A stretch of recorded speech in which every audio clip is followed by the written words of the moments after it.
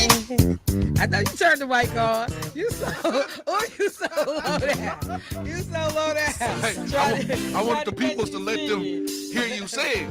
I mean, you know, I will sing. I That's know. not a problem. I know. But I just saw you. I said, oh, he turned the mic on. Yeah, I heard that, baby. Oh, let the people see that. I can't stand you.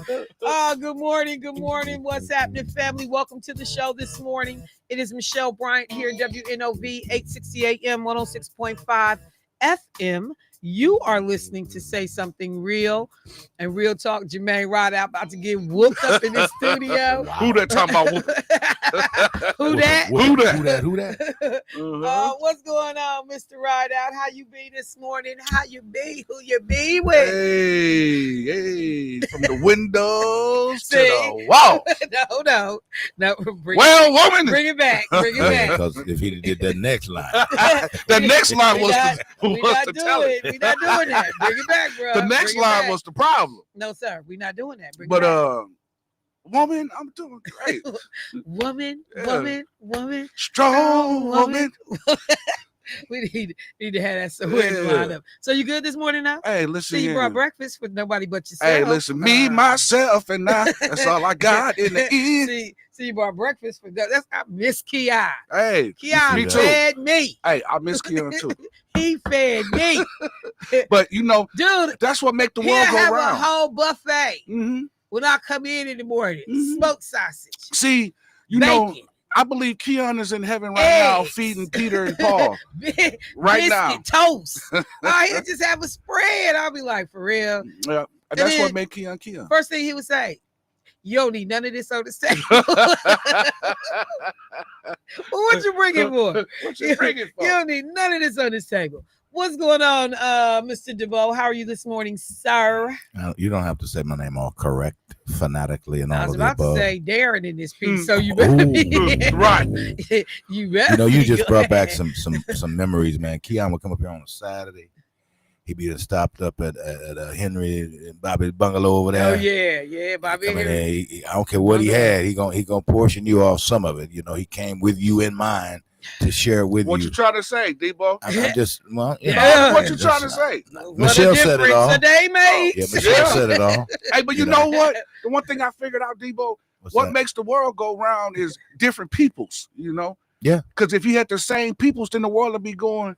Yeah, but some peoples could pick up some traits from other peoples that could make them a better person. It ain't like he ain't going. He come in here with his little sandwiches every day.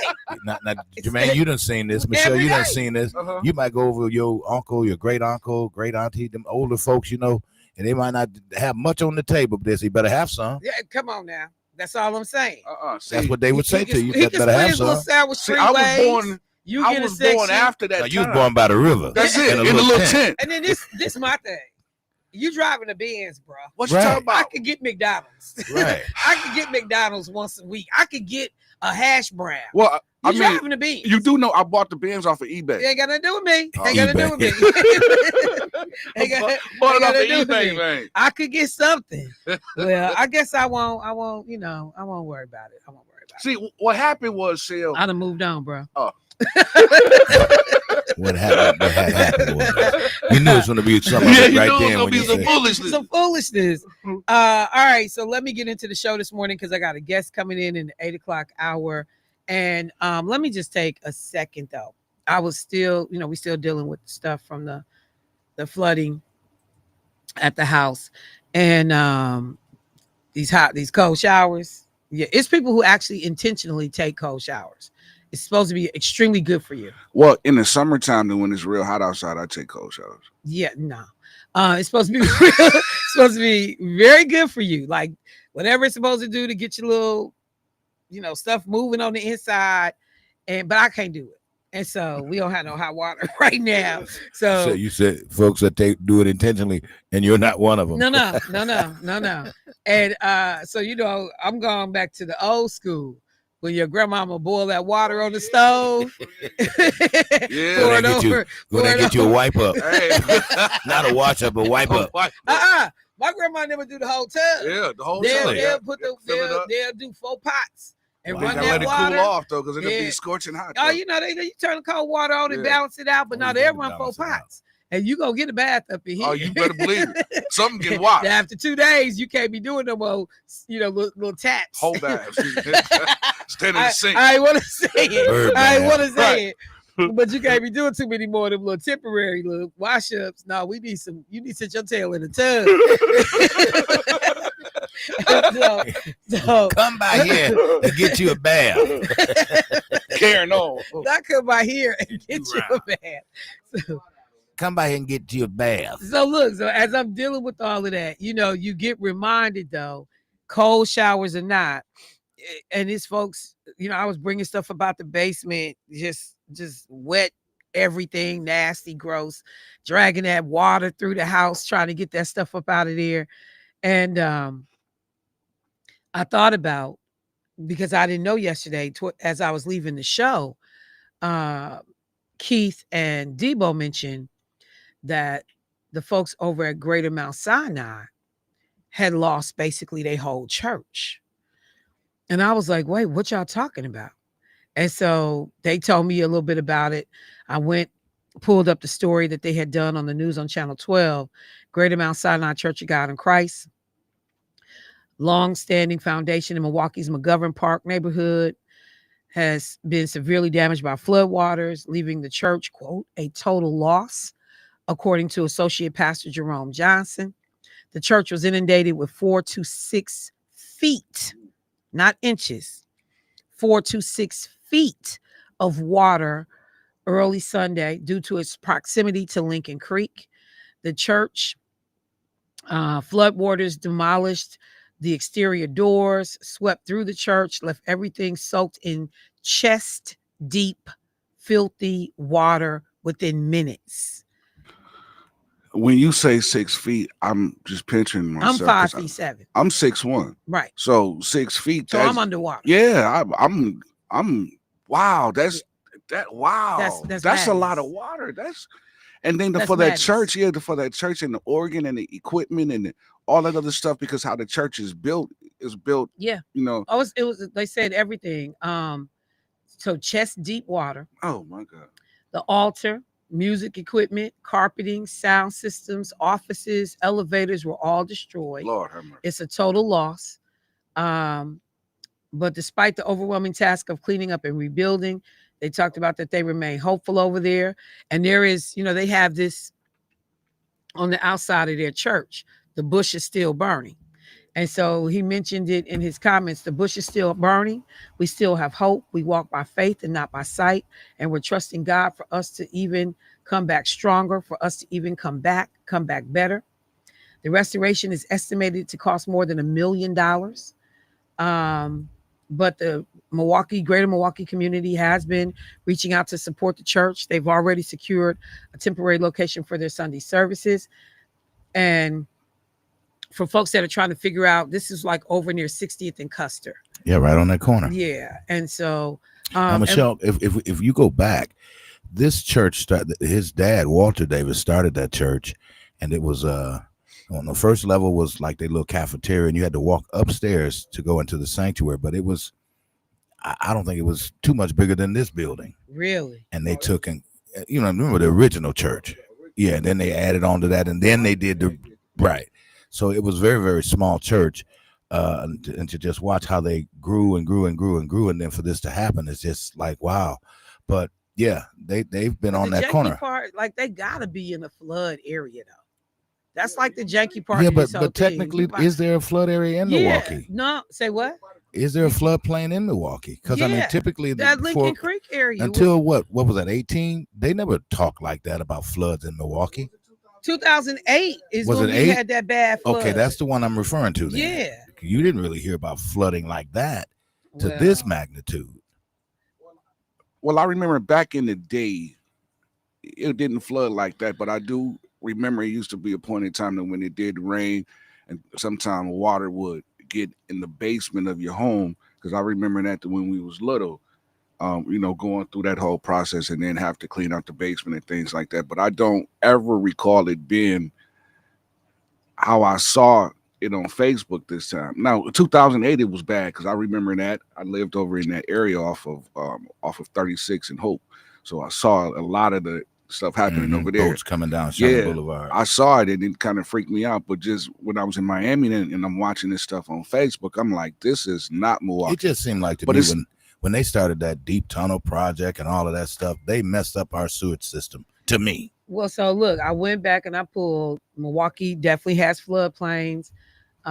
City and surrounding areas susceptible to flooding, particularly along the Milwaukee River and its tributaries. We talk about MMSD and DNR, have been actively involved in the flood management and mapping this out. There is a website you can actually go in and type in an address. It will tell you if that address is in a floodplain, and that's PLAIN.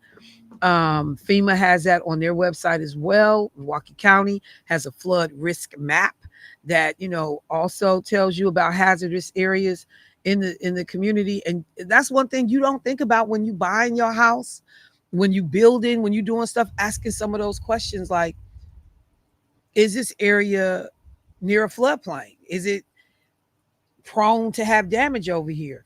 And so it'll be interesting to see what the church decides to do if you're going to rebuild on that same location, because and particularly with global warming and the way the weather patterns are changing, could we see this again in another 5, 8, 10 years and your church go through this all over again? So I felt for Greater Mount Sinai and Pastor Davis and everybody over there, and I just wanted to publicly say, man, as you talking about a hot water heater and I mean, and still, it's your hot water heater, it's your carpet, it's your, your stuff got messed up.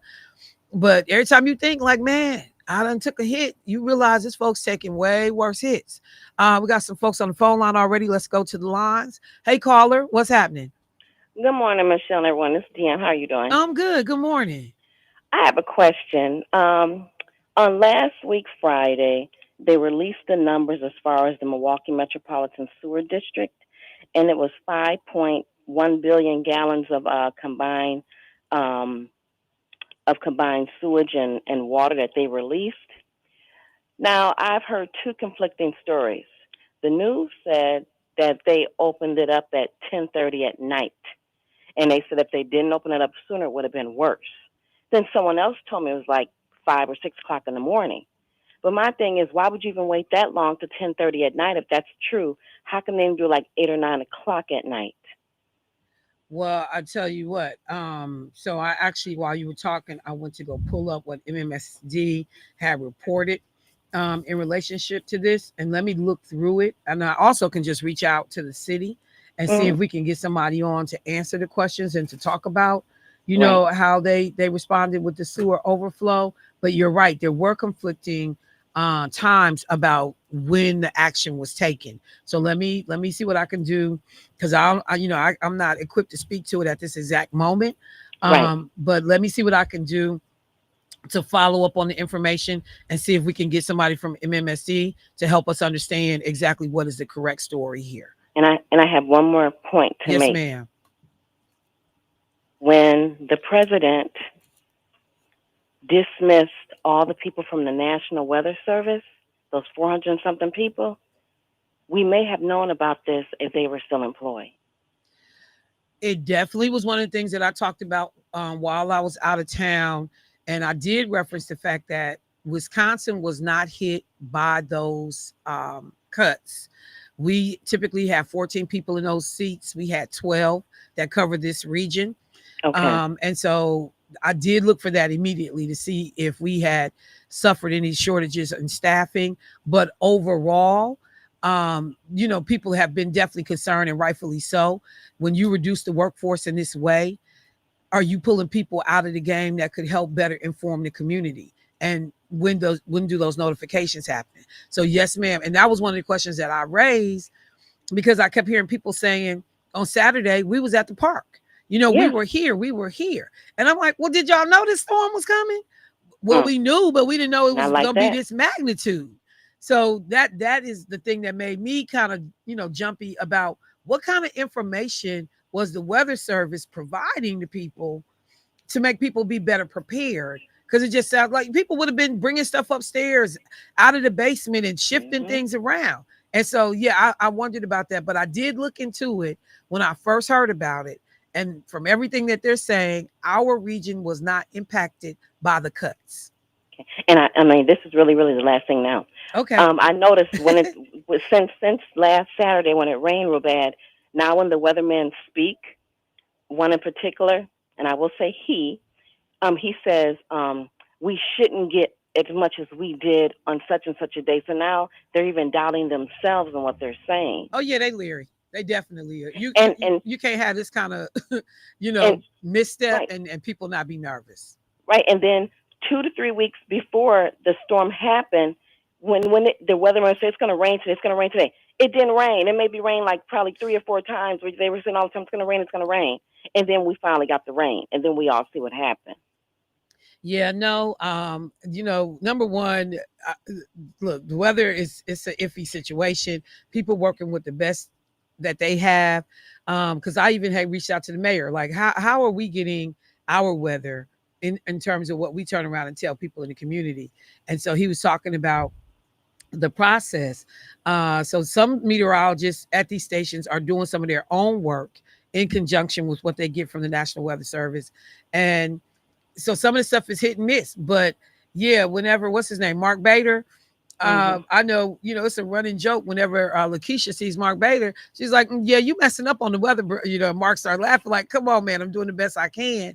But yeah, these people are only working with certain skills and Yeah, information. And at the end of the day, this stuff can go off the rails real quick before you know it. So yeah, I try to give them some grace because I know nobody's intentionally not doing your job well, but how skilled some of these people are is a question, and what resources they have remaining available to them is also an issue.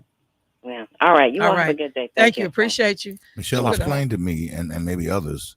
I need to understand the significance of when you say they open the sewers up. What does that mean? So, um, when we have an overflow situation of rain and water, wastewater, that kind of thing, Mm-hmm. they, because you got the Lincoln, remember we did the tunnels to be Right, able to right. funnel water so Mm-hmm. that we don't see some of this massive flooding that we do. So they have the ability to open these tunnels and these sewers to be able to deal with the overflow, and that's what was happening. So in Milwaukee, the combined sewer overflow for this particular rain event, like the caller said, we heard that it was as much as over 5 billion gallons of untreated wastewater that got sent into local waterways and Lake Michigan. Mm. 5 billion with the B gallons of untreated wastewater. So Um, you when you riding down Lincoln Creek, they sent water into those. Yeah, they would, yeah, to keep it from flooding people's homes. So they have to find somewhere for that water to go. Um, they also said an additional accidental sanitary sewer release. No, I don't want to use that one. Um, the overflow event lasted for 78 hours. August 9th from 9:55 p.m. to August 13th at 3:55 a.m. So that's where those time discrepancies can come in, Mm-hmm. because it wasn't just we opened it, we dumped water, and then we shut it off. It stayed open for multiple days. So it opened up and they started releasing that water, untreated water, at 5 minutes to 10 Mm-hmm. in the evening. And then it went on to nearly 4 o'clock in the morning on August 13th. It's the largest overflow since the deep tunnel system was fully operational. And, you know, uh, But I'm saying, was the intent then to? I get it, but I guess for those that were and great, through the grace of God, I wasn't impacted in that way. But it sounds as if the city pushed the water back into these homes and no, businesses. they by using the deep tunnels and that project, the goal was to divert the water away so that it could just go out into Lake Michigan. It could just go out into, other water pathways to keep it from flooding. That was Mm-hmm. the whole purpose of the deep tunnel, in part, is to keep it from having the kind of flood damage that we've seen in our community. And I can, do more in-depth explanation and be able to put it together in a way that you understand the timeline and everything about how we get here with the deep tunnel. But we started the deep tunnel operations back in 93. Prior to it going into operation, and I'm taking this from a article that's in the Journal Sentinel, 8 billion gallons of untreated wastewater were released. 9 billion were released in 1992. So you got all of this untreated water going back into the water supply. Um, and so they had to figure out a way to keep these sewer systems from backing up in the city and putting that wastewater in the homes and businesses. So that's how we get, these deep tunnel projects. But I can definitely do more. I remember, and I did a lot of work on this actually when I worked in Senator Taylor's office. So I just have to go back and refresh myself on this. But so let me ask you this: is it working? Well, I would say that it definitely is, but you can get an amount of rain that is so much rain, it overloads the best systems. Just like when they talk about the levees breaking in New Orleans, even though that levee design was problematic. Yeah, I mean, at some point you can't always outrun and outbeat nature. True, You just true, can't. true. And so the stuff that we have going on, it's just crazy. But you think about like where this water is going: Bradford, McKinley Beach, South Shore Beach areas, the Milwaukee River, Menominee River, straight directly into Lake Michigan. But yeah, they do a good job. I think we have not seen the type of flooding and backup in people's homes that we had seen before. One of the things that I was looking at in terms of this story, um, we're talking well over $23 million in damages that has been reported in just this 2-day event. Had we not been able to divert some of that water, that number would have been way higher. It would have been way higher. Let me go to the phone line. Hey, caller, what's happening? Good morning, Michelle. Good morning. We moved over in Lincoln Creek in 2005. Okay. We were required to purchase home insurance at that time, and we held it. We received a letter shortly after saying that they made improvements. Our area was not considered a flood zone any longer, so we dropped the insurance. Um, it's not our issue or fault if we're looking at it as they made improvements. Flood insurance is hard to get, and we qualify not to have it anymore. It shouldn't be blamed on us for not having it.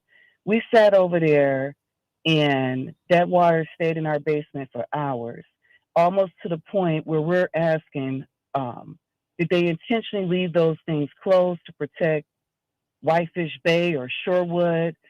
I'm in Lincoln Creek. I saw a video on Instagram of a lady in Honey Creek. Basement looked just like ours, but we didn't see anybody from Lake Drive. So something to us just feels that this was done intentionally, that the city dropped the ball on this. And we also don't understand how it's a week and some days later, Michelle, and we still got all this stuff in front of our homes. If this was a Republican or Democratic convention coming to downtown, or if this was something else going on, the city would be out there moving that stuff, and you don't get nothing at all. And it's not fair.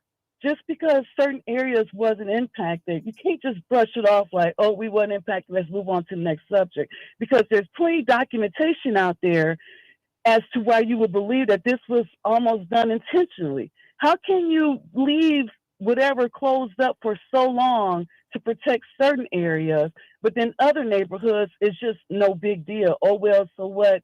They didn't have the certain type of insurance. And again, now you got people walking by actually rummaging through your items, trying to look for stuff because it's sitting out here for so long. And I just think that it's unfair. But I am a resident of Lincoln Creek. Our area was in a flood zone. We all received letters saying that they made improvements. There was no need to carry that insurance. So it's not as if it was intentionally done. We were going off of what we pay our taxes for, what we pay into insurance for, and how are we supposed to know? It'd be good if you could have somebody from MSSD on the as a guest one day.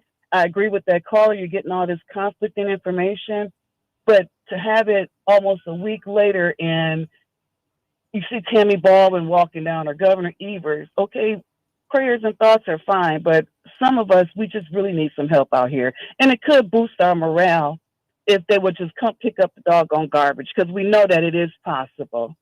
Thank you, Michelle. All right, thank you so much. So I will say a couple of quick things. I certainly understand the frustration. I have not seen, and it depends on the area. Like if you live in an area that got hit really hard, so like where I am, our area didn't get hit really hard. You see, carpet outside in front of some people's houses, but you don't see a ton of debris. I've been in a couple of neighborhoods where I'm like, oh yeah, they got hit hard over here, and you see a lot of stuff stacked up in front of their houses, and it's an eyesore. It looks crazy. The only one of the things I will say is that we got to remember this event happened less than 2 weeks ago. So we're talking today is the 19th. The flooding started on the 9th.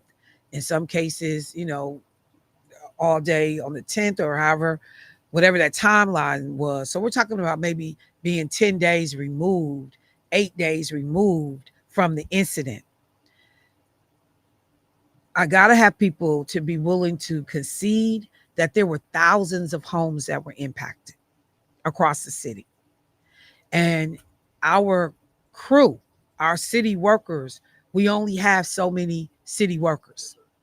These city workers, from some of the stuff that I have been seeing, city crews working overtime, some as much as 14 hours a day. The number of calls became so many to report damage and to get help that the 211 number, they asked people to stop calling that number and to just, get your report in online or on their app to be able to say what you needed. So we can't forget that we only have a finite amount of human, uh, beings working for the city department. And these are people who also may be dealing with their own crisis. So we got city workers, like they talk about, you got firefighters fighting fires when their own houses is burning down, but they got to still show up. We, in some cases, have city workers coming to do their job, even though their own house is in turmoil and tore up. So it's been a week. It's been a week. And I'm gonna just ask for grace for people because this is a lot to get through. And getting all that stuff picked up, I don't know how many workers we have in play, how many folks can do this, how many people have been pulled from other areas to be able to come get these streets cleared. They got to do, some type of strategic mapping. Okay, we've gotten 72 calls in from this area. We've gotten 3 calls in from this area. We're going to run these trucks this way on these 2 days, and get these houses and knock all of this out. They got to plan it all out. They just can't say, oh, I got a call. I'm going to run the 60th. Then I'm going to run down to Sherman. Then I'm going to run over to 107th. Then they got to do it systematically. So it's frustrating. And we all upset. To the extent that we can, let's give these people some grace. Because they busting their butt to get this done. I believe that. I don't believe that they messing over getting this stuff picked up. Now, do areas get treated differently? You ain't gonna get no argument from me on that. I'll talk about that on the other side.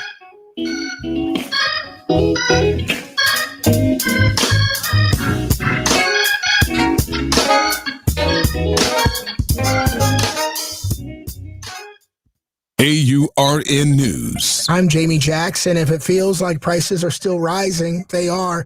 New numbers from the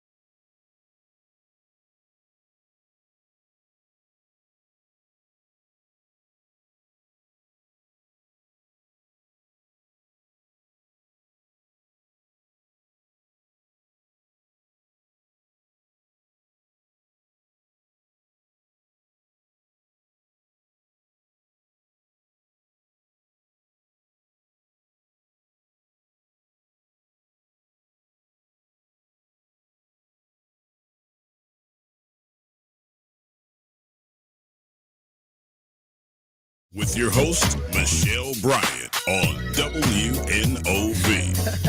He's stupid. All right, folks, did you just snort? Welcome back to the show. I opened it up mentioning the damage that was done over at Greater Mount Sinai. Have had callers call in talking about individual concerns. People want to see this stuff moved out of the area. I've heard from folks who were saying that they called the city last night. The lady said the crews are working 7 days a week. They work Saturdays and Sundays. And when you call, they say it could take 2 to 3 weeks to get to your home. Please be patient. There are other folks that I have heard from who have said that they have stopped collecting recycling just to use the manpower and the trucks to be able to get to the flood damaged areas to pick up this debris. And remember, we are understaffed at the city. They were in the midst of a big hiring push trying to get more workers in the city sanitation departments and stuff. So we got a lot going on that is not giving us the optimal outcomes we need. Real quickly, I'll also say on that deep tunnel, that I think that deep tunnel is like 20 miles long. And the water is going into the tunnel and supposedly going to sit there to keep it from backing up in the homes. But at some point, if it continues to rain and rain and rain, they have to release that water out because you compromise the whole system. So is this where we see the flooding of the streets and cars and cars being incapacitated, what have you? Because I mean, let's just look at 30 right before you get to 35th. There were 15, 20 cars stuck up under that bridge. But you got so many things that play into that. Like some of these areas are still floodplain areas. So we'd have to look and see on that, on the address of where you're talking about, if that's still in a floodplain. I remember when I first came to Milwaukee, I worked for Miller Brewing Company, and there is that little underpass or whatever that is when you walk in from the Miller Tavern down to where the manufacturer stuff is. Down in the valley, Miller Valley? Yeah. And there's that wall right there, and they have this marker that talks about they had this major flood in Milwaukee, and that water reached as high as, I think it's like 10 feet, 9 feet, but the marker is crazy. I would have been dead, way above my head. And they said that people were there on a tour one day when this storm happened, and that Boy Scouts actually were helping to save people who had got caught up in this weather. But that water marker is so freaking high. You knew that was a flood zone, a floodplain. So some of it is about the location too. I mean, when we look at we get Lake NOV out here when we get severe rain. But that is mostly in part to the fact that our grates sewer grates. The sewer grates got all the dirt on them. Because the minute what happens the minute somebody go out there and rake them grates? That water go right down. Yeah, but Michelle, it only pools because it has nowhere to go. But because the grates is filled with debris. But the rain brings the trash to the grate. The grate could be clean, and then next thing you know, it's covered in debris because of it's like this all comes downhill. That's right true. In this intersection. So trying to figure out how to design a system that bigger debris won't clog up the system. The grates is one thing. We definitely need to look at, have we made advancements in technology to help us with that situation? But if those grates don't get clogged, Capitol does not flood like that. That at least in part. We got 2 callers on the line. Let's see if we can get them in. Hey, caller, what's happening? Good morning. Good morning. Hey, Dr. Ward, what's going on? Oh, wait, I'll let you do your own introduction. Go ahead. That there is no doubt in my military mind that you are the most apt person in the field that you're delving into. And like myself, I speak not on what I know not. And you do a lot of research, and you're far beyond and above people who have studied these areas.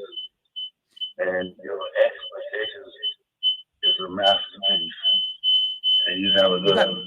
Thank you, Dr. Ward. Appreciate it. Got another caller. Hey, caller, what's happening? Hello. Hey, good morning. Good morning. Good morning. Hey, I know you're talking about the flooding, but if I change the subject, would that be a problem? Not a problem at all. Go ahead. Okay, because I know a lot of people out there need that information you're giving them. But I just wanted to let me preface what I'm going to say by saying that Trump's an idiot and truly doesn't know what he's talking about as far as this working with Ukraine and Russia. I've felt since the beginning that him and Putin have already made the deal, and he's just dragging it out because he doesn't want Zelensky to end up with anything. And I'll give you an example. I was watching ABC News last night, and if anybody go back and look at that clip where they showed him talking to Zelensky about the Ukraine problem, and when he got backed into a corner and he didn't have an answer or anything to say, that's when he shouted out, "We're going to stop the mail-in ballot." And if you look at Zelensky's reaction, Zelensky looked like he wanted to jump out of his seat and just grab him by the throat. Right. Right. You saw that? I did. And I'm actually going to talk about it this morning, but you absolutely are correct. I mean, that shows he's BSing Zelensky. Him and Putin have already made the deal. Rather, Putin's already made the deal, and he just got to go along with it. And he's really an idiot, and he's just dragging this out. And he ought to just come out and say, hey, nothing's going to happen here. Russia's going to take Ukraine, and that's it. But if you looked at Zelensky wanted to jump out of that seat and grab him by the throat like, what the hell are you talking about, man? My country is about to go down, and here you're talking about mail-in ballots here in the United States. We're here to talk about, my But he's situation. done it every time. We've had different world leaders in, and people be sitting right next to him, and Trump will start talking about stuff that don't have nothing to do with them, their situation, their country. Yeah. And, you just got these leaders just sitting there looking like, how did y'all elect this man? Like, no argument. Like I said, I'm going to get to it this morning, or do my best to get to it. But I saw exactly what you saw and lost my mind. And absolutely lost my mind. Yeah. Okay. All right. Thank you, bro. I appreciate it. Uh-huh. Yeah. And then just to say this real quick on the mail-in ballot piece, I'm not going to go there yet, but you tell people you're going to do an executive order to do away with mail-in balloting. So let's just take a quick review. When he ran against Joe Biden, he told Republicans, don't trust and don't do mail-in balloting. The Republicans listened to what he said. Even Republican legislators was pissed off because they was like, no, those is votes you can count, in the bank. That's money in the bank. You got those already. Of course you want people to mail in ballots in, but Trump told them not to, and they didn't. They believed that in part, that was one of the reasons why he lost that first election. Or that next election. So then for the 2024 election, they encouraged people to use mail-in ballots. Republicans were encouraging their people, no, ignore that nonsense you got told last time, get them ballots mailed in. And they follow suit. So now you stand up and you bring this up. It is just a distraction, to your point. He also says that Putin told him that your country will never have, and I'll pull that clip, your country will never be whatever democracy that you can trust as long as you got mail-in balloting. Putin actually said something to him about supposedly mail-in balloting when they were together. I don't even understand. So then Trump comes out with this nonsense, but then goes so far as to say no other country is doing this but us. 34 countries have mail-in balloting. 34. Big countries. He's so dumb. Like when white people holler and cry about diversity, equity, inclusion, and you got this level of freaking incompetence of all of these white men running stuff that is dumber than a bag of rocks, and you had the audacity to fix your face to talk about who gets hired for a job, who's running, these companies, who's getting in the room, and you willingly put unqualified idiots in these jobs and ask us all just to suck it up. Like, that's the part that just makes me want to blow my gasket. I am better equipped to run this country than Donald Trump. He is a wholesale fool who is undereducated on issues of policy. He does not understand how this stuff works for real. We make it look easy. I tell people this all the time. We make it look easy. Barack Obama made it look easy. But do you understand the level and engagement that is required to really and truly appreciate how government works? This man won't even read a freaking briefing paper on national security. You have to explain stuff to him like his behind is watching Sesame Street. The most unlearned, undereducated individual that probably has ever occupied that damn office. But you want to get people riled up about diversity, equity, inclusion, like if a black person is sitting in this seat, they clearly are unqualified. You get rid of a 4-star general to make a damn major the head of the Department of Defense. Like, y'all know I will get on a roll. So, see, caller, you started something. I'm going to stop. Because I got to save my energy. I got to save my passivity for what was just announced yesterday.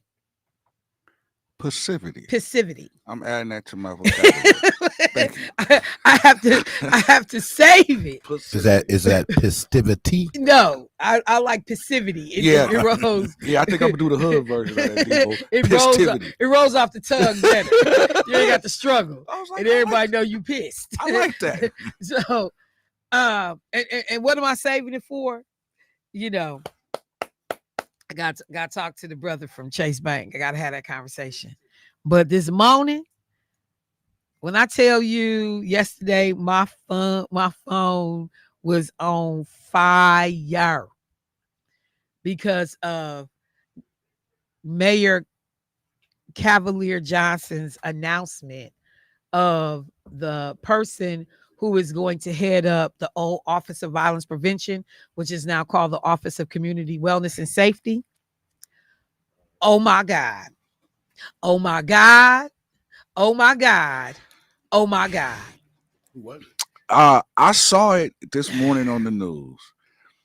So it's this cat that went to prison for murder. He just got out in 2018. I think he went in 90 something. Yeah, he was 15 years old when he went to prison. He did 20 years. Yeah, he did. For murder. 20 years for murder. This cat said, now, to be honest, when I heard the press conference, it sounded like a replica of the Trump administration.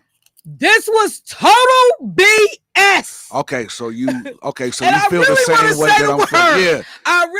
I'm like, Chevy, you want some wholesale bull? I swear. You own it. I swear. I thought it. I swear. I thought it. Oh my God. For everybody, turn your radio down because I'm hollering. Yeah. I'm hollering. I am so mad with this mayor. Yeah. You pull this nonsense. Yeah. First of all, in what country does a black man who committed murder get a damn CEO job? I just want to understand that. That part, and that's what was tripping me out because I was like, what? Only SAs and white boys get to kill people and then run the damn agency. I don't give no damn. You only been out of jail since 2018 and you get picked to run the agency. Okay. Not even in the process. The public done went to the little meetings and saw the 3 finalists. You not one of them. You tell people that his name was given to me. His name was given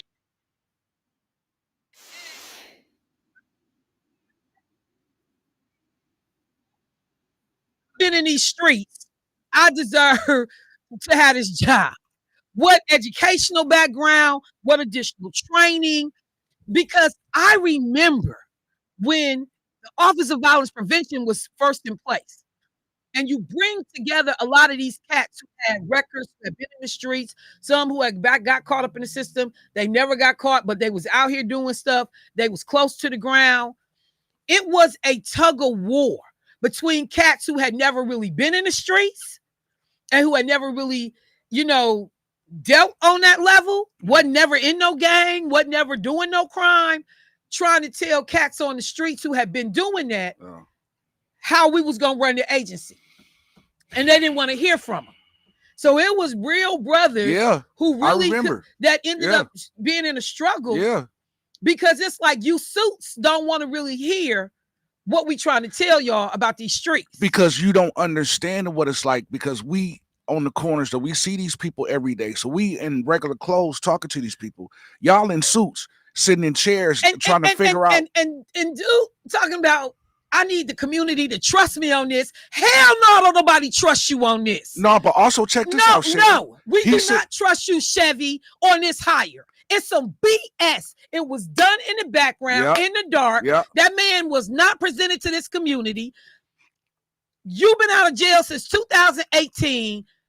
I don't give no damn about you doing no re-entry work. You are managing a department with a budget, with strategic goals. How is this going to be accomplished? Don't tell me no damn you made up some playing cards with some resources on it and some re-entry work for a company that you the CEO of. I'm not trying to hear it. Not only that shit. I'm not trying to hear it. That dude said that he's going to come down hard on the community. Well, he didn't say, no, his word was, and because I've read it, he said, I promise you this is not comfortable. No, not that part. Where is it? Because I looked at it, and after I read it, I said, what does that mean? Because he said he's going to hold a town hall in the future. The date hasn't been started. Hang on, y'all. Where is it? Because I want to say exactly what he said. Oh, pressure. Yeah, pressure. He said, I don't know if the community is ready for the pressure that I'm going to apply. Yeah. I told the mayor, I said, if the pressure I apply is too uncomfortable, no hard feelings, you can fire me. But you know what that means? No, tell me. Coming down hard. But coming down hard on who? Because you're going to mess around and get your ass whooped out here. Yeah. That's what's going to happen. Yeah, exactly. You sound ignorant coming in the door talking about you going to apply some pressure. When you got people who are trying to reason with folks, have a relationship, build a rapport, get people to trust them to say, look, bruh, call me before you go out here and do something stupid. Yeah. Or I heard you can do something stupid. Yeah. Let us talk to you, fam. Yeah. Let's come up with a different way to do this. This whole, I'm going to apply pressure. See, that's what you get when you put all these damn unqualified ass people in. Yeah. Yeah. When you put all these unqualified people in office. Yeah. Now, when I tell you, Chevy, all your stripes are showing at this moment, this is some nonsense, man. This is some wholesale nonsense. And that's why. That you stand your behind in front of a camera, tell me, I need the community to trust me. Trust me for what? You make us go through this whole process, going to these damn meetings, hearing these candidates, and then you decide on your own, with your little squad, that you know better than everybody else. So the community don't get to ask this cat no questions. They don't get to see him in action. None of that. But you ain't even been out of jail 10 years. And now you leading a freaking agency and you took somebody's life. Where's he Bros from? don't get opportunities like that. Where's he from? I guess he's from here. I don't know nothing about him. I think they said he was from. I don't know where he's from. I just know he was in some gang back in the day. I don't know where he's from. I thought they said Baltimore or something. And everybody just looking at this cat like, so, and then this is the other thing. So you set it up, Mayor, for him to have a problem. Because everybody now is questioning how you got that damn job. Who you connected to? Who passed the name to you, Mayor? Right. Tell me somebody passed the name. And see, Chevy is from the Tom Barrett playbook. This is Tom Barrett on Ed Flynn becoming the chief of police in Milwaukee. He wasn't in the initial phase. Then talking about a late entry, and then the late entry is the one that ends up getting selected. Yeah, your mentor's work is showing up in you. You don't take the community through this whole process on an office that's that sensitive with the things that we are facing right now as a community, and come trotting out this damn murderer talking about he done did re-entry work and he the one gonna lead the program. Re-entry work and program management skills is two different things. It's two different things. You're talking about running an agency, but because we got so many unqualified men in this city running stuff that they got no business running, welcome to the party. I have to take a break. I'll be right back. Really? Yeah, that's. Ooh.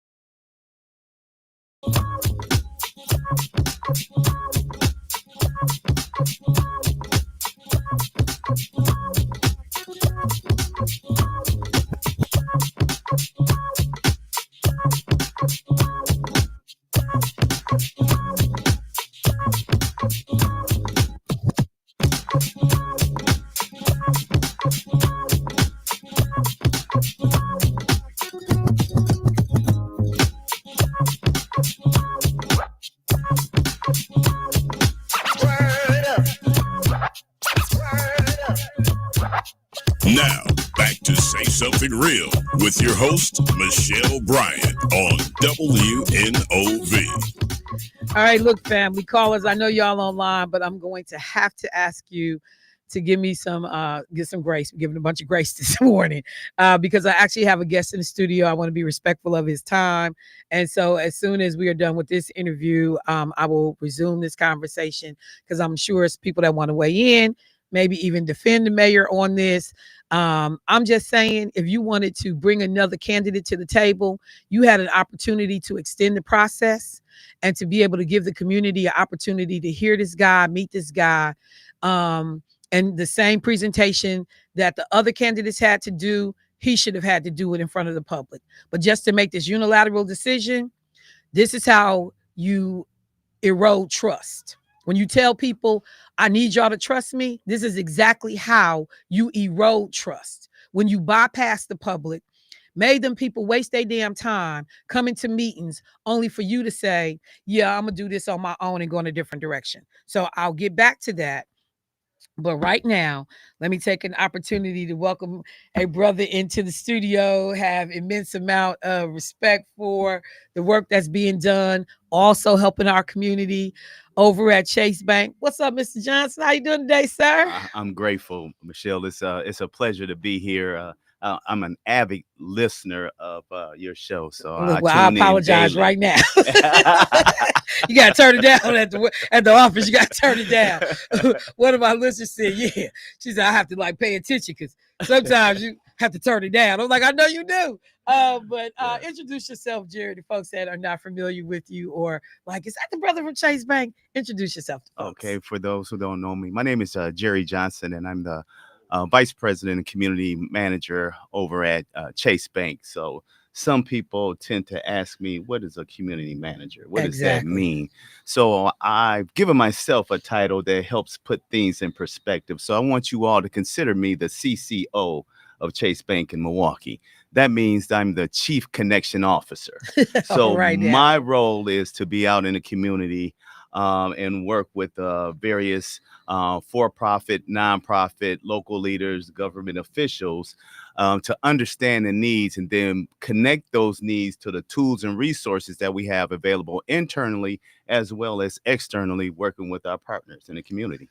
You know, so like right away, certain things come to mind: financial literacy education. A lot of people talk about home buyers or business startup capital. What do I need to do to have a solid banking relationship? The number of people that are unbanked.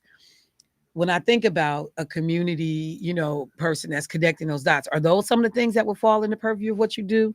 Absolutely. That's one of the main things that I do. I actually host community seminars and workshops. Okay. And so I get the opportunity again to work with those nonprofit organizations, for-profit organizations, as well as working with students, middle school and high school, because, the younger and earlier that you learn these processes, the more successful you will be in the long run. So I was out at the NAACP convention. Well, really, it was the AXO competition, which happens the week before the actual NAACP convention in North Carolina earlier this summer. And AXO is a group. AXO is a program that the NAACP has that focuses specifically on high school kids, getting them in 32 different categories where they can compete, and kids can win scholarships and all kinds of stuff.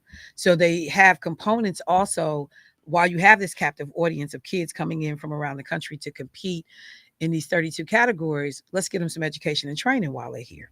Let's offer workshops. So Chase actually sponsored, and I guess they are one of the sponsors of the NAACP National Convention. So they did financial literacy workshops. We went as adults, me and Dr. Lakeisha Myers.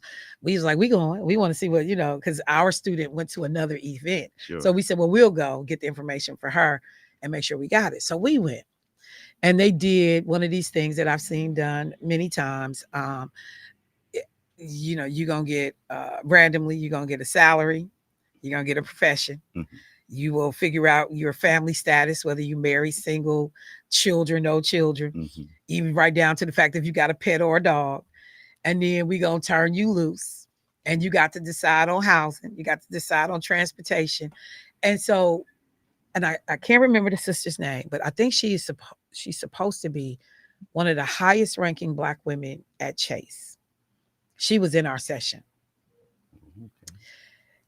When we all got done, you know, because I ended up like they called on me to speak because I was raising sand about something in the class. Like, man, I'm not paying for that. You know, like this costs too much money. And so, you know, the instructor, he overheard me. He was out of DC. He overheard me, and he said, Michelle, would you share with the class what you said? So I said what I said. So when it was done, you had to report out. So adults was doing it and kids now. You had to report out. At, you know, if you were in the red or the black. So did you have money at the end of the month or after you paid everything, or, you know, if you're short? So I think I was in the black by like $78 a month. Okay. This highest ranking sister at Chase, she said, now wait a minute. Now this is a problem because I'm $200 in the hole. She said, I know how to manage money. But it was such, because some of it was things that you didn't have a choice in. You know, I didn't have a choice in how many children I had. Yes. It was prescribed by the game. Yes. And so the thing that I thought was cool, you saw the adults learning alongside these children. But they said that these resources are online. You can actually download this exercise, go back and do it in your respective communities. Yes. So Dr. Myers and I are like, we doing this in Milwaukee with different kids and young people that we work with. But those kinds of things that we don't think about in terms of financial literacy, but you realize the impact, you'll never forget that you did that exercise. Absolutely. It's like experience, right? Somebody can tell us something. Right. And we hear you, but we're not listening. Right. But then once you actually go through a situation and you learn from experience, we tend not to forget the experience. Exactly. And so, you know, we hear the term a lot, financial literacy. Financial literacy is something that we know. Financial health is something that we do. So it's like different. Say that again, because I've never heard this used before. Financial literacy is something that we know, whereas financial health is something that we do. Look at it as it's when you go to visit the doctor will tell us what we need to do. Jerry, you need to cut back on salt. Your blood pressure is too high. You need to exercise 2 or 3 times a week. Now, I know I need to do that, but now I have to take action. See, so that's where the action, the doing comes into play. So now he told me what I need to do. Now I got to go back.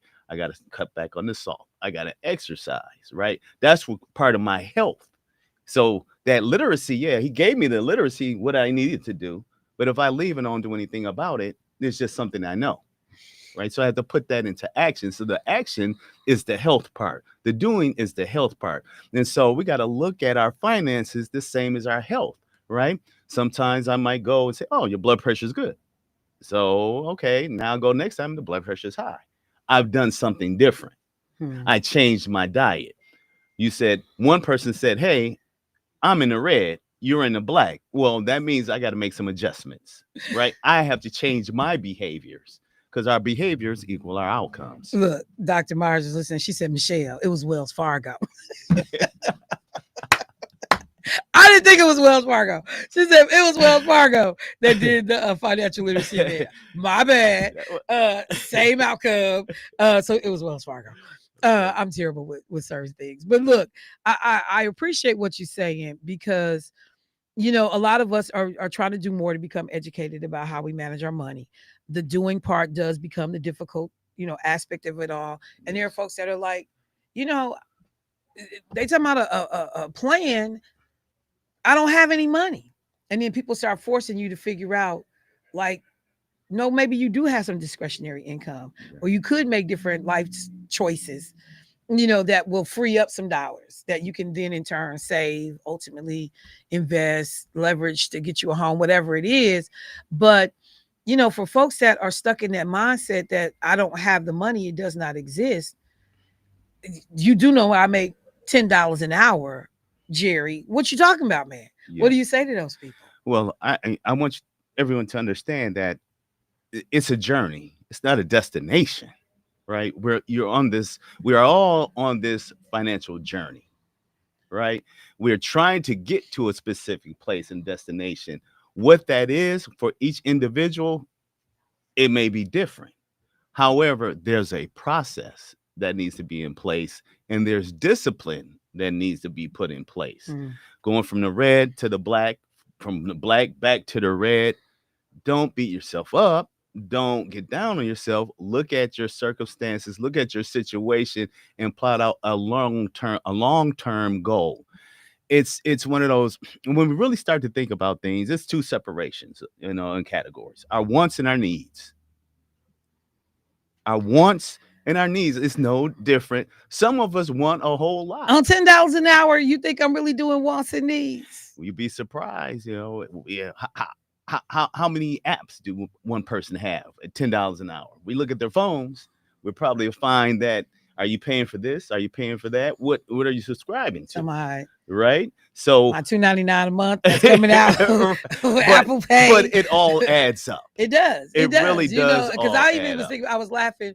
I said, so a lot of us got rid of, the whole cable box and that piece. Yes. But Netflix getting $14.99. Right. Hulu getting so and so. Right. By the time you're done, you paying out in just TV subscriptions $80, $90. Okay, now you read my mail. Okay. So I see it. But there we do know that there are folks who feel like I'm doing everything I can. I guess that the moral is it may be a possibility to always do more. Yes. Or to think about some of this stuff differently. Yes. But there are folks that also need help, Yes. and people right now I'm thinking about, back to school. We talking about young people. Yes. And so folks stepping in to say, look, we want to partner with you. We got you. Yeah. So Chase is doing something along these lines. Absolutely. On August 27th, which is next Wednesday at 12:30, from 12:30 to 3:30, we will be helping students get prepared to going back to school with supplying them with backpacks and supplies. Really? Yeah, right there, 210 West Capitol Drive. It's right east of where we're sitting at now from the radio station. It's in the outreach building. Oh, so that, because there's that Chase Bank, small bank right there. Correct. So directly across the street. Directly across the street is our branch. And that's where we will be hosting this event. And we will be doing some miniature type workshops with people of all ages, so that they understand some of the basics, right, to managing money skills. We will also be giving some giveaways for youth, some banks, little piggy banks, things like that. And then also, we wanted to create it at a branch in the atmosphere, so some youth would get an opportunity to come into a financial institution, right, to understand what that looks like, to go through some mock type of situations, because the bank is intimidating for people, even grown folks can be intimidated by the bank. It's quiet. Yes. Everything is just seems like you see that security guard when you first walk in, depending on the bank you're going through. That's true. That's true. It's a little rigid, and in some cases these folks got your life in their hands. Absolutely. And so for some people it's a degree of stress. Now, if your money right, you skip it and like, oh yeah, let me go take care of this. Let me take care of this. And even those people will find there's certain nuances and things I didn't understand, about access or what a CD does or doesn't do. Correct. So people can still, even though financially I'm doing okay in terms of money, but understanding all the products and services that's available to me, and am I maximizing absolutely what I'm doing at this bank? There are people that they don't know the tellers. They don't have a relationship with anybody. So I like the idea of getting kids to understand early in life. No, this is for you. This is a resource. Yes. Not to be used against you, yes, but to help you. Yes. I mean, you hit the key. One of the key words you just said was resource, right? It's in a relationship, right? We want to have a relationship with a financial institution. When you start to go through your own personal financial journey, there's various stages in that process. You have the building process, you have the planning process. And so you got to understand what stage are you currently in so that you can put together a forecast, right, for where you want to go. It's like a roadmap. What Right. about the folks who say, but it's too late for me? I done messed up. I didn't do this. I didn't do that. And I'm 65 years old. Yes. Yes. I'll share the information with my kids, Yes. but it's too late for me. Is it ever too late? I don't believe so. Right. And I would like to know more when a person says that. Tell me more. I want to understand, what does that statement mean? Because that statement can mean so many different things for so many different people. Where are you at? Where do you want to go? And then let's put together a plan on how you're going to get there. If you didn't get into this situation overnight, you're not going to get out overnight. Right. However, if you do the process, you will get to your destination. Right. One of the great things about my role, I always tell people, is that my role, I don't talk about product ever. I'm going to talk about process. Once you understand the process, you will have the knowledge to determine what product best suits you. And so when you say product, like we have this available at the bank, this service, Service. Yeah, this thing that you can do, this, thing that can enhance your financial picture. So I'm not here to sell you on any of that. I'm here to make sure we get you positioned to have those conversations. That is correct. Because when you said CDs or, a checking account or a savings account, but I'm not going to tell you what type of checking account, what type of savings account. You might ask a question about what is a CD. I'll tell you what it is, but I'm not going to tell you what CD that is best for you. I'm going to help you understand what each of those products and services are, and then ask about your situation. And then once I ask enough questions, you'll know which direction you want to go. So then the sessions that'll be offered on the 27th are some of the, because somebody just heard me talking about the financial literacy game that we played, and it was like, Michelle, can you send me that information, that resource? So I'm gonna have to go to Wells Fargo site and get it. But do you all have similar resources? So if there are people that are listening and they're saying there's some things I can do at home, Great question. but I want to definitely come and check out the event on Wednesday. Yes, great question. We host workshops every month, every first Saturday at 10 o'clock, 2nd and Capitol. Always a workshop. Business, we have business consultants that come in and talk about how to start your business, how to ramp up your business, how to market your business, how to access capital. We have home buying, we have credit, we have budgeting. We have every first Saturday, there's a workshop at 10 o'clock. So all you have to do is show up. We'll get you signed up when you get there. Show up. If you can't make it on a Saturday, every third Tuesday at our Shorewood branch on Oakland, every third Tuesday, we have additional workshops. And you said, which branch is this? That's people asking me right now. Right. That's on Oakland, our Oakland Okay. Avenue. And that one is at noon. For those who want to just come on the lunchtime, learn something for an hour, hour and a half, every third Tuesday during the week at our Oakland Avenue location, every first Saturday at our 2nd and Capitol location. So we offer these twice a month at 2 different locations at different days of the week to make it convenient for, hey, I can't make it on a Saturday, or I can't make it on a Tuesday. If you can't make it on a Tuesday, come Saturday. If you can't make it on a Saturday, come Tuesday. So one question was, is anything youth specific? So, because one lady, she said, my daughter is already on the road to mess up with money. I see it now, and even though we giving her allowance, she out here on some dumb stuff now. Yes. So is there anything that she can do to catch her now? She said, because you listen to other folks before you listen to your mom and daddy. Yeah. Absolutely. So those workshops that we tend to have at the branch, on a Saturday or Tuesday, some of those things that we are going over are universal. Like you shared the example. When we talk about the basic, right? The foundation, it's a journey, and a foundation is a budgeting. I'm in banking. Doesn't mean I have all the answers. In fact, the more workshops and more seminars that I work with people on, the more I tend to learn. I learn a lot. I think I get more value often out of those sessions because of the type of questions that come up. And it's so much knowledge and so much experiences. So yes, that she could come and attend one of those on a Saturday or a Tuesday, and learn some of those universal topics. And I'm also in various high schools and middle schools. So she wants to get that information to you. I can find out what school she attends, and let's get that school signed up and bring some financial education and financial health, right, processes to those schools. Okay, so this event that's happening on 27th. Yes. So, because one of the parents asked a question, is it going to be any financial literacy information in the book bags? That was the question.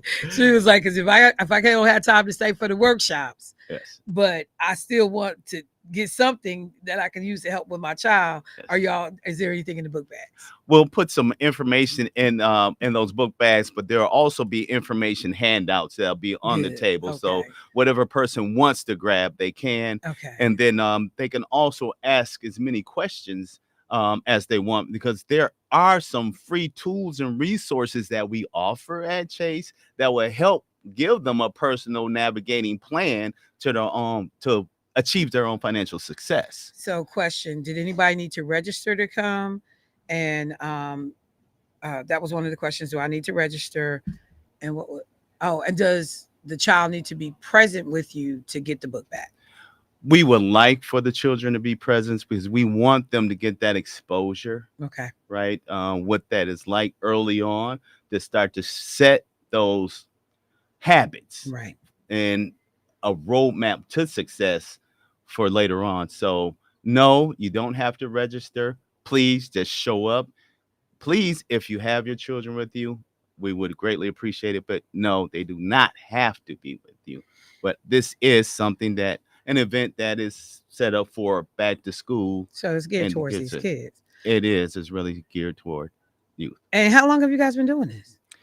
Oh boy, we have now been in the process of doing this for a good 4 years. So I'm a community manager here in the city of Milwaukee. We have positions like myself and colleagues like myself spread out through the whole entire United States. Okay. And we're doing this in various cities and states simultaneously. Okay. All right. Well, look, hopefully people will, understand that this is a great opportunity, not only to get some assistance. I was looking at a list of school supplies needed yesterday for a young student for Morris Middle School. They tell you need this, and this. I was like, okay, this list look hefty. Right. So I know that there are people that are looking for additional help and support. So first of all, on behalf of the family and kids that will receive that from Chase, thank you so much. Because there's all kinds of ways to spend money. It doesn't have to be spent like that. Yes. And it takes a lot of man hours to assemble those backpacks. I know the teams and the staff be looking at you like, really? Is it that time of year again? Right. So that part is cool.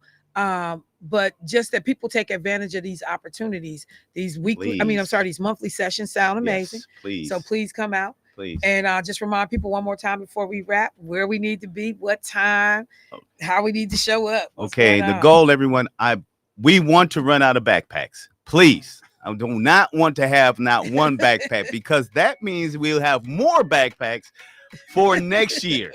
So bring your mother, bring your cousins, bring your sisters, your aunts, your nephews, your nieces, bring them all. Please, we want to run out of backpacks.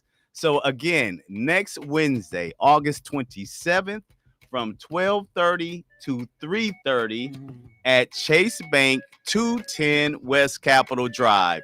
See you there. Last question. Somebody hit me. They said, I work, but I have teenagers. Can my children come without me? Yes, absolutely. Okay. Tell them to bring their friends along with them also. That's cool. That's cool. That's cool. Jerry, you guys working, man. It's appreciated. It's appreciated. They got the right cat out front, making these connections. Let me just double check and make sure I have a question for you. We good? Okay. All right, then. Mr. Jerry Johnson, Chase Bank. What's that title again? the CCO, Chief Connection Officer. My official title is Vice President, Community Manager. Chase Bank. Let me see Thank you, Michelle. which title I want. Yeah, you're gonna need to call me Vice President, boo. You can be the chief over there, but you're gonna need to call me Vice President. Work for this. All right, Jerry, I appreciate it. Look, family, I'm gonna take a quick break. Callers, I see y'all. We'll get back to some of these other issues. Make sure you taking advantage of this opportunity to help get these children what they need and get education, some workshops, information, some of these sessions that they're hosting on Saturday. Don't let these resources go to waste. They're getting harder and harder to find every day. All right, family, I'll be right back. Thank you, Jerry. Thank you, Michelle.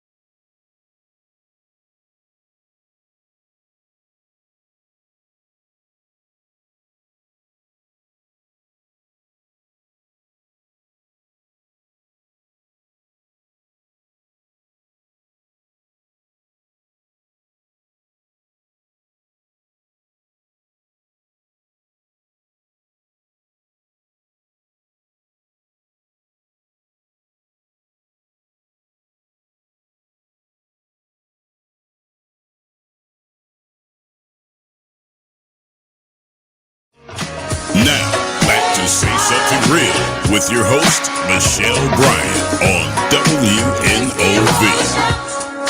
All right, family, welcome back to the show. I got a couple of questions. Somebody wanted to know what time were the classes offered by Chase Bank on Saturdays. So it is the first Saturday of every month at 10 a.m. over at their location off of 2nd and Capitol. So first Saturday, 10 a.m. And then on Tuesdays, on the Tuesday sessions are the third Tuesday of every month. And that's over at the Oakland Avenue branch. And I got to go back and look and see. I thought he said 3 p.m. on that one, but I'll check and make sure I got the time right. But definitely the Saturday sessions, 10 a.m., 2nd and Capitol. Got a caller on the line. Let's get them in. Hey, caller, what's happening?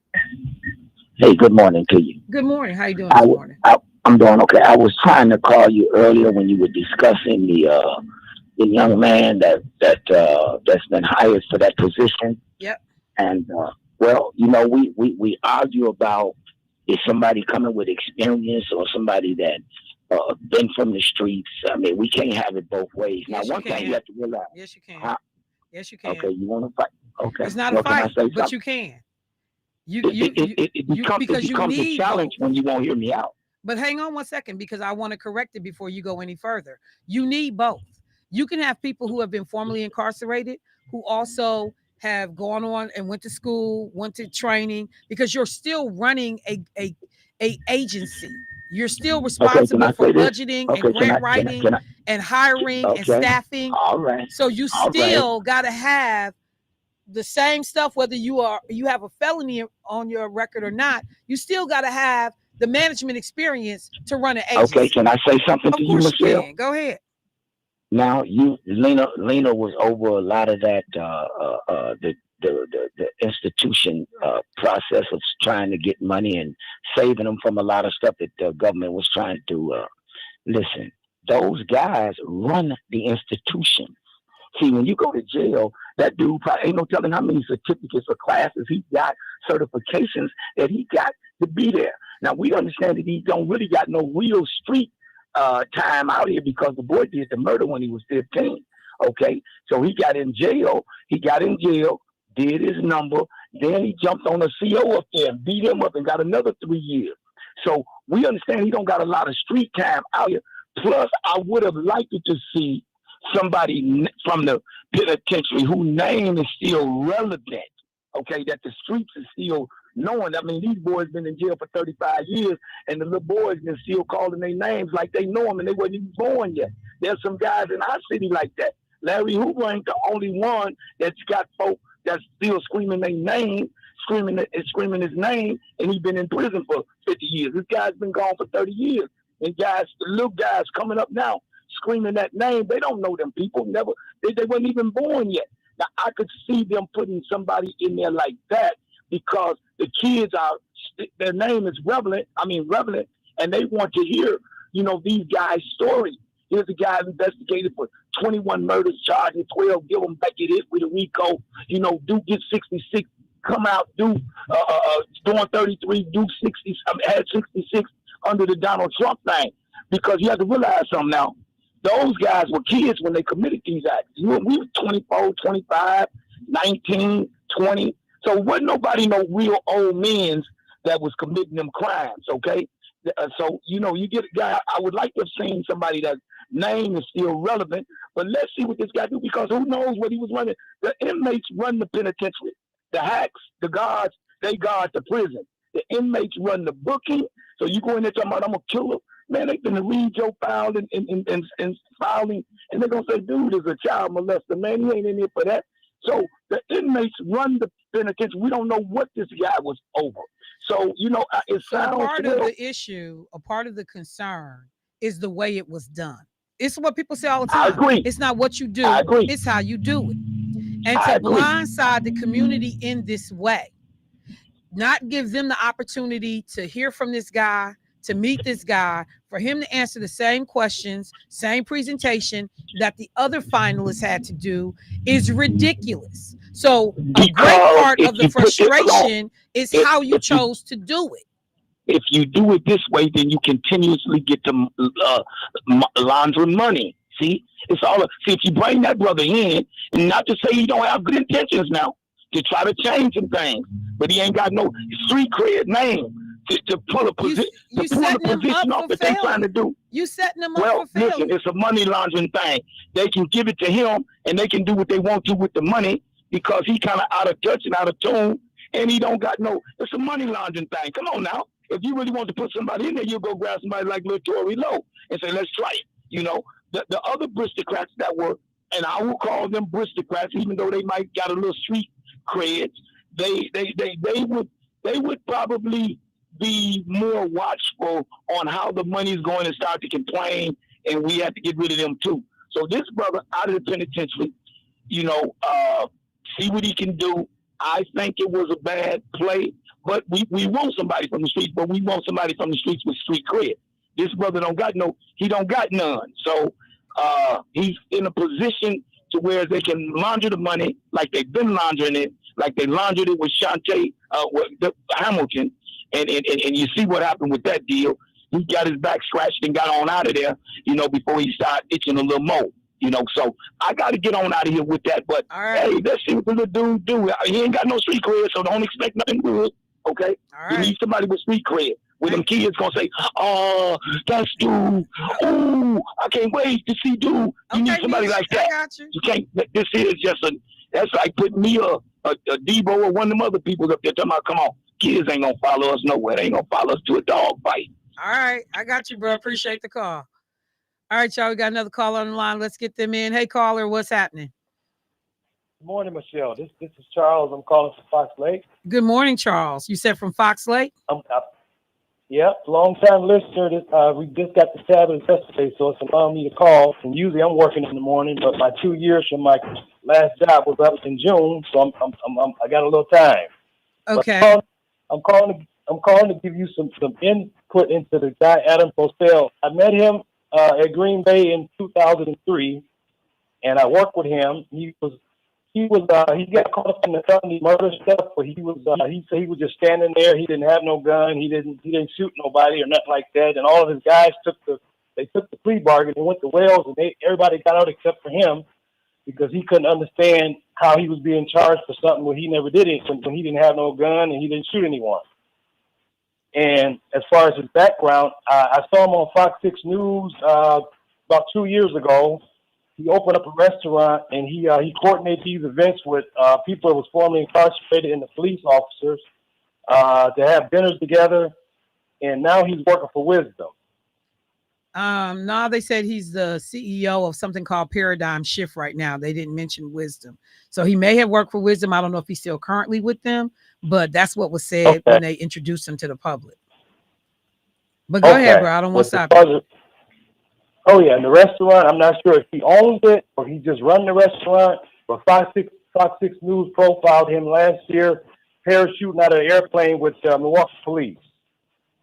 Got it.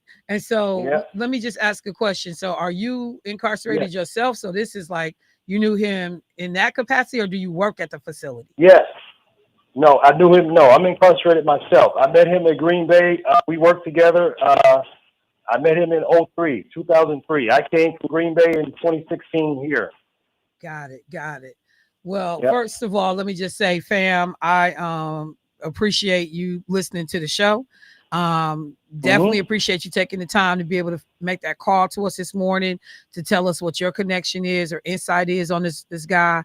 It's appreciated. The one thing that my concern is that it's how this whole thing was done that I think is a problem and sets Adam up for potential failure in the city because the trust in the process was violated in terms of bringing him to the community in such an important and critical role. So, but I do appreciate you taking the time to talk about what he shared with you and what your experiences were with them, and that will help inform how I talk about it going forward. Okay, I just wanted to give you a little input, and like I said, the guy is a genius. He's a very intelligent young man. Is this the position that Ashantae Hamilton, the former Alderman held? Yep, it's that position. Okay, And by me working in the morning time, I don't get a chance to listen to the show because I'm usually out at 7 o'clock. I'll come back until 3. So I usually miss everybody. Keep your show, Keith's show. So and when the brother passed away, Keon, I missed all of that because I'm working in the morning. I was working in the morning time the last 2 years. Do they give you guys access to listen online? No, Okay. because the radio that I have, I'm fortunate enough where to pick up long distance AM. And when I got here in 16, Ernie Z was still on the air on Saturday, and I listened to D-Boy on my blues on Sunday morning, Saturday morning. I was listening to Homo Blow because I got locked up myself in 2000. So, bro, if you don't mind me asking, when are you scheduled to get out? My parole eligibility is 2043, but I'm still fighting. Judge Havens just denied a motion that I just filed for a new trial in April. I got an appeal pending right now in the Court of Appeals, and I've been fighting these people because I was wrongfully convicted myself. I had 2 trials. You can look up my stuff, State of Wisconsin versus Charles Wilson, and you can read my briefs and all that online. All right, I will actually take the time to do that. I really appreciate this call more than you know, fam. Keep your head up while you're going through what you're going through. And I have been told by folks before, and I need to do a better job of it, because trying to also say things that are useful to folks that are incarcerated. Ironically, I didn't bring it up with the brother that just left, Jerry Johnson from Chase Bank, but he actually started a program with Chase Bank to work with people that are incarcerated so that when they do leave and they know how to handle their money and deal with that. So there is definitely programming that I can add to benefit brothers and sisters that are incarcerated. And I'm gonna keep that top of mind to be more conscientious about that as I'm picking out my topics for the show. Okay. Okay. All right. Thank you for taking my call. All right. Thank you, fam. I appreciate you. All right. Lord have mercy. You'll never know who listening, y'all. You don't never know. You don't never know who is listening. Let me, because this is, my day that I wrap early. So let me say this.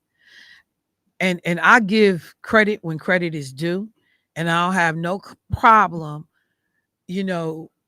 clowning, challenging, pushing back when I think things are out of order.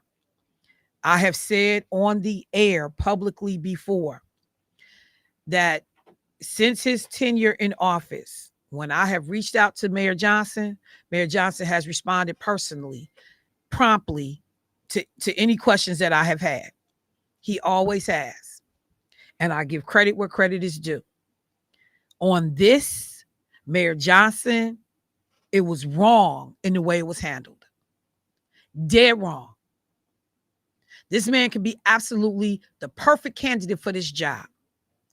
But because the public was excluded, because the public didn't get an opportunity to meet him, particularly after having gone through such a high-profile initial selection process, it was stupid to handle this in this way.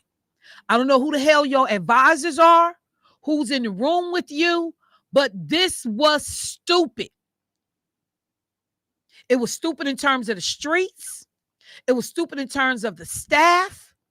It was stupid in terms of this is the one area when you talk about a city agency that you need people to trust who's in the room, to trust who they're giving information to, because the information that's going to get shared in that office is information that can get people killed out here in these streets. And if you got a cat sitting there and people don't trust the process as to how they came to get in that seat, he can be the best thing since sliced bread. You have still created a problem. For somebody who has been fairly adept at understanding how to interact with the public, this was potentially one of the dumbest things I've seen you do. It was stupid. It's not what you do, it's how you do it. You have now shoved this man down this community's throat, and we don't know nothing about this damn man. In a role that we need to succeed. And even if he does, people not going to forget how you played them on this appointment. You was wrong, bro.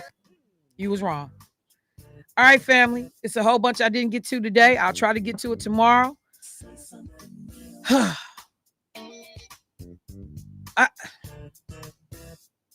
It ain't hard. Even if this was the cat you wanted, you could have had the public appearance of public engagement. Just not smart at all. Who the hell is advising you? I gotta go. Family, I'll talk to y'all tomorrow. Bruhs, I appreciate y'all in the studio. Thank you to Chase Bank, Jerry Johnson. Y'all go over there and get them backpacks so these people don't have no backpacks left. Stay for the sessions. Learn something while you're there. Make sure our families continue to thrive and get what we need. On that, I'm gonna get out of here. To my folks that's incarcerated, that's listening, I appreciate the support. I appreciate y'all tuning in. I'll talk to everybody tomorrow. Peace. In a revolution, there's a war going on.